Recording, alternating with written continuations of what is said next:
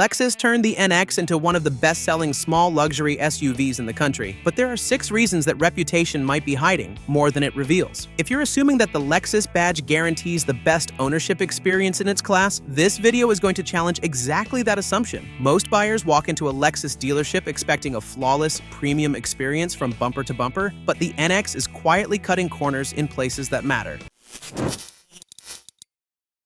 Number 6. Boring cabin design.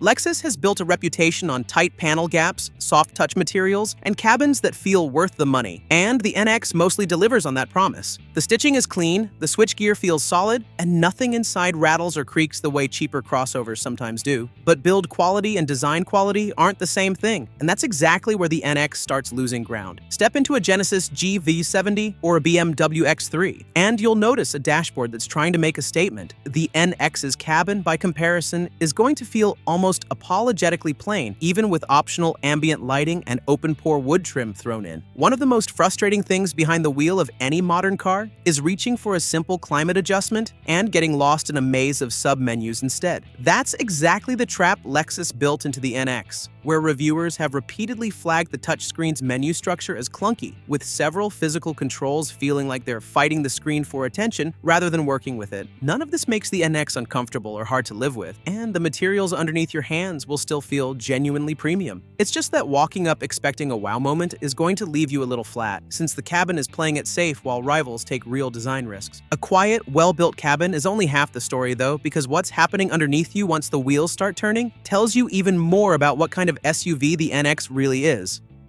Number 5. Uninspiring handling. Here's something most NX shoppers don't realize until they're already behind the wheel. This SUV's suspension setup is essentially borrowed from the Toyota RAV4, with Lexus only fine-tuning the springs and dampers afterward. That's not necessarily a bad foundation since the RAV4 rides well, but it does explain why the NX never quite feels like a premium driving machine. One of the most exhausting parts of a long daily commute is fighting a vehicle that feels disconnected from the road, where every input through the wheel comes back vague and delayed. That's precisely the sensation waiting behind the wheel of an NX, since its steering stays light and easy at low speeds, but offers almost no real feedback once the road starts twisting. Even the F-Sport trim, which adds an adaptive suspension and firms things up slightly, isn't going to close the gap to something like a BMW X1, which manages to feel both composed and genuinely fun in corners. The NX is comfortable. There's no arguing that, and it's going to smooth out potholes and rough pavement with ease. But comfort alone isn't engagement, and if you're expecting your luxury crossover to reward you on a curvy back road, you're going to be disappointed more often than not. So the ride quality checks the comfort box up front, but comfort behind the wheel doesn't mean much if the people sitting behind you are already running short on room, which is exactly where the NX runs into its next problem. Number 4. Tight rear seats and cargo area. The NX's second row and cargo bay are where this SUV starts running into real, measurable limitations against its rivals. Passenger volume sits at roughly 92 cubic feet total, which sounds generous until you compare it against the rest of the segment, where several competitors are managing to package more usable space into similar footprints. Cargo capacity tells an even rougher story, landing at around 23 cubic feet behind the rear seats, a number that puts the NX near the bottom of the class rather than near the top. Folding the seats flat helps, but it's not going to turn this into a vehicle built for hauling gear or supporting a growing family's weekend trips. Rear legroom follows the same pattern, coming in noticeably tighter than what you'll find in a Genesis GV70 or an Acura RDX, both of which are going to feel roomier for taller passengers riding in back. Adding the panoramic sunroof, a popular option on upper trims, will also eat into rear headroom for anyone over 6 feet tall. None of this makes the NX impractical for solo drivers or couples, but anyone cross-shopping for genuine family use is going to want to measure twice before committing. And if that hesitation is already creeping in, wait until you see what's sitting under the hood. Number 3. Weak engines.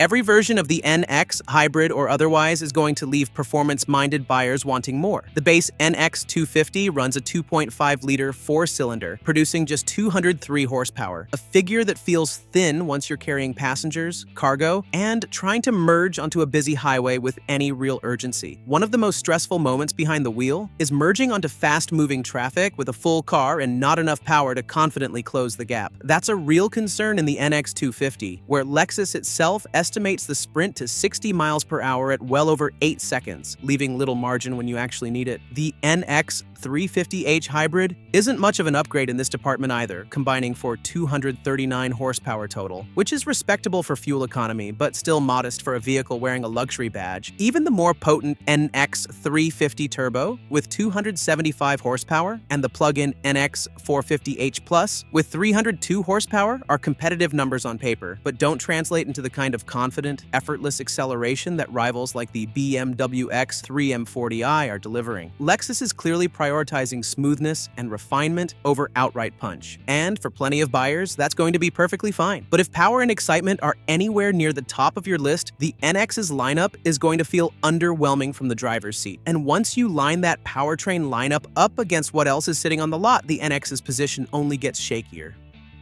Number 2. Many competitors offer more.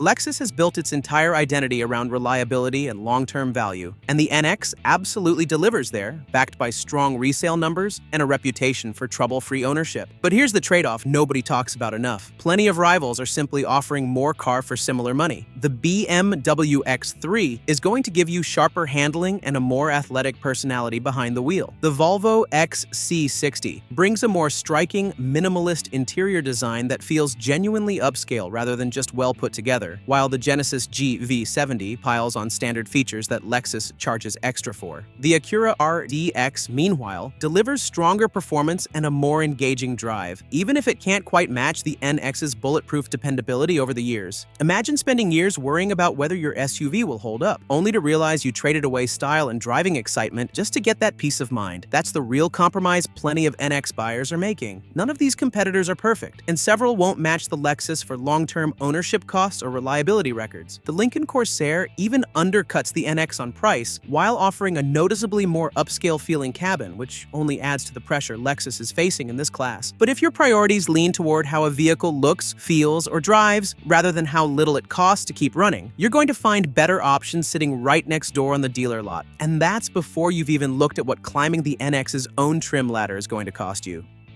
Number 1. Upper trims are expensive.